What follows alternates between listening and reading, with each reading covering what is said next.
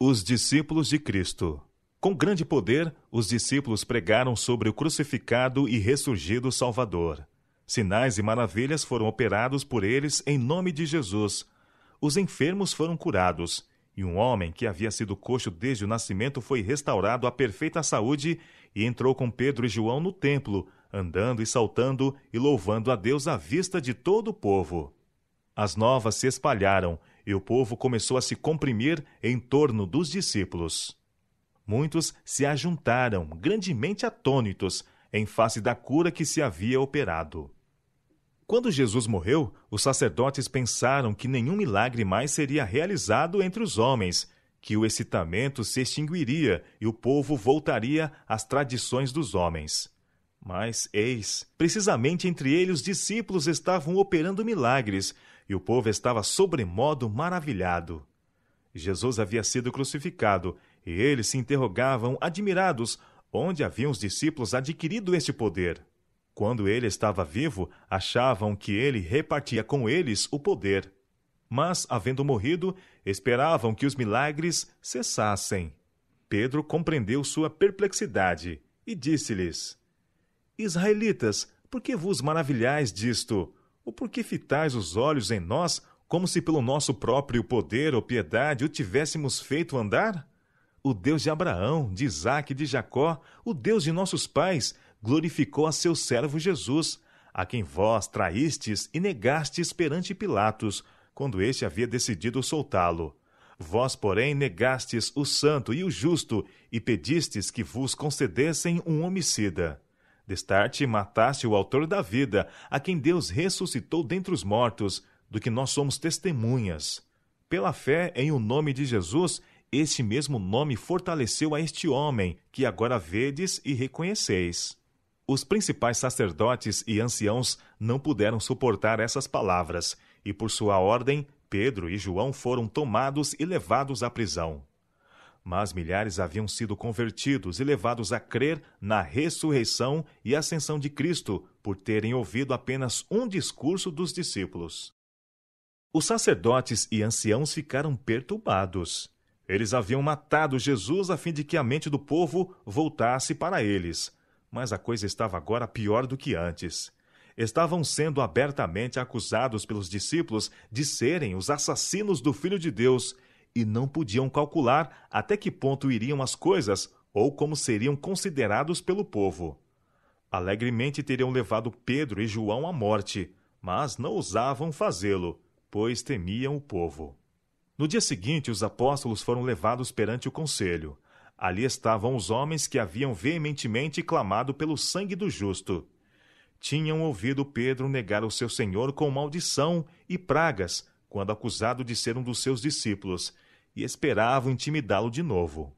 Mas Pedro tinha se convertido, e via agora uma oportunidade para remover a mancha dessa precipitada e covarde negação e exaltar o nome que havia desonrado.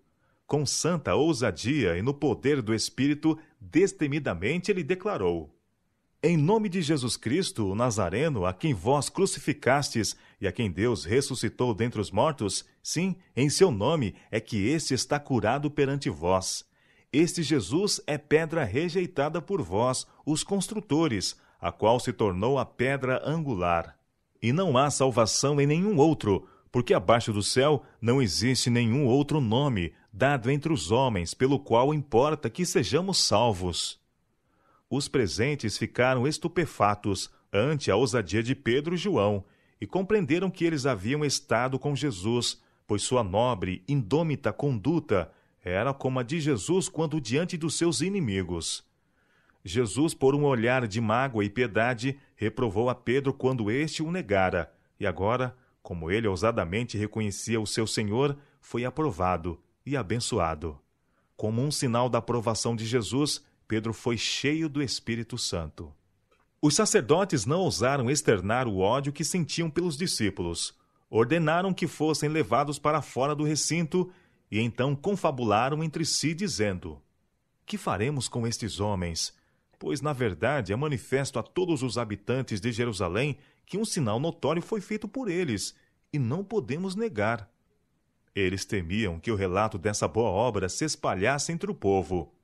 Fosse isso conhecido de todos, os sacerdotes temiam que o seu próprio poder se perdesse, e eles seriam olhados como os assassinos de Jesus. Assim, tudo o que se atreveram a fazer foi ameaçar os apóstolos e ordenar-lhes não mais falar em nome de Jesus, se não quisessem morrer. Mas Pedro declarou intrepidamente que não podia deixar de falar das coisas que tinha visto e ouvido. Pelo poder de Jesus, os discípulos continuaram a curar os afligidos e enfermos que lhes eram levados. Centenas se alistavam diariamente sob a bandeira de um Salvador crucificado, ressurgido e assunto. Os sacerdotes e anciãos, e os particularmente associados com eles, ficaram alarmados. De novo lançaram os apóstolos na prisão, esperando que o excitamento amainasse. Satanás e seus anjos exultaram, mas os anjos de Deus abriram as portas da prisão e, contrariamente à ordem dos principais sacerdotes e anciãos, ordenaram aos apóstolos: Ide e apresentai-vos no templo. Dizei ao povo todas as palavras desta vida. O concílio se reunira e mandara buscar os prisioneiros. Os oficiais abriram as portas da prisão, mas aqueles a quem buscavam não estavam ali. Voltaram aos sacerdotes e anciãos e disseram: Achamos o cárcere fechado com toda a segurança e as sentinelas nos seus postos junto às portas. Mas, abrindo-as, a ninguém encontramos dentro. Nesse interim, alguém chegou e lhes comunicou: Eis que os homens que recolheste no cárcere estão no templo, ensinando o povo. Nisto, indo o capitão e os guardas, os trouxeram sem violência, porque temiam ser apedrejados pelo povo. Trouxeram-nos, apresentando-os ao sinédrio. E o sumo sacerdote interrogou-os, dizendo: Expressamente vos ordenamos que não ensinasseis nesse nome. Contudo, encheste Jerusalém de vossa doutrina, e quereis lançar sobre nós o sangue desse homem. Os líderes judeus eram hipócritas, amavam o louvor dos homens mais que a Deus. O coração deles tinha se tornado tão duro que as mais poderosas obras praticadas pelos apóstolos apenas os enraiveciam. Eles sabiam que se os discípulos pregassem a Jesus, sua crucifixão, ressurreição e ascensão confirmariam sobre eles a culpa como seus assassinos. Não estavam tão desejosos de receber sobre si o sangue de Jesus como quando clamaram veementemente: Caia sobre nós o seu sangue e sobre nossos filhos. Os apóstolos corajosamente declararam que obedeceriam a Deus antes que aos homens.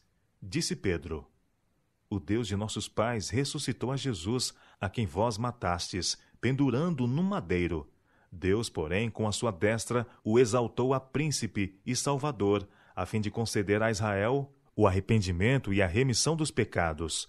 Ora, nós somos testemunhas desses fatos, e bem assim o Espírito Santo, que Deus outorgou aos que lhe obedecem.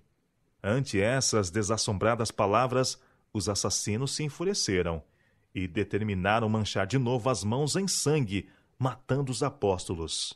Estavam planejando isto quando um anjo de Deus moveu o coração de Gamaliel a aconselhar aos sacerdotes e príncipes: Dai de mão a estes homens, deixai-os, porque se este conselho ou esta obra vem de homens, perecerá.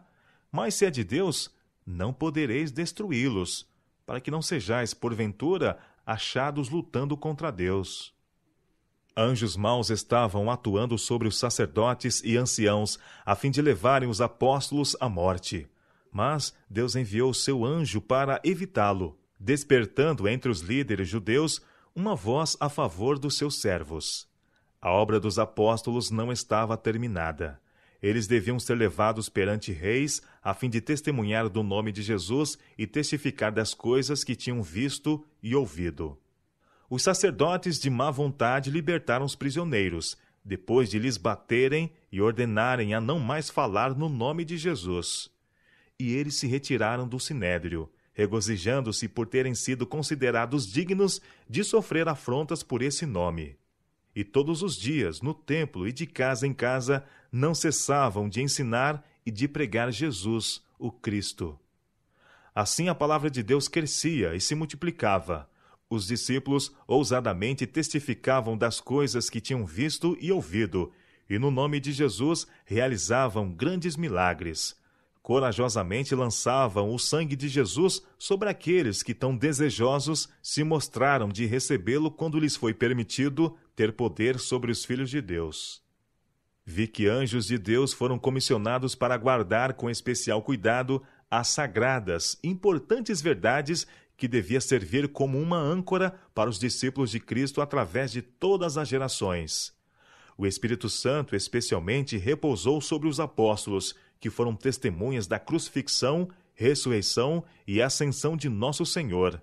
Verdades importantes que deviam ser a esperança de Israel. Todos deviam olhar para o Salvador do mundo como a única esperança e andar no caminho que ele havia aberto com o sacrifício de sua própria vida e guardar a lei de Deus e viver.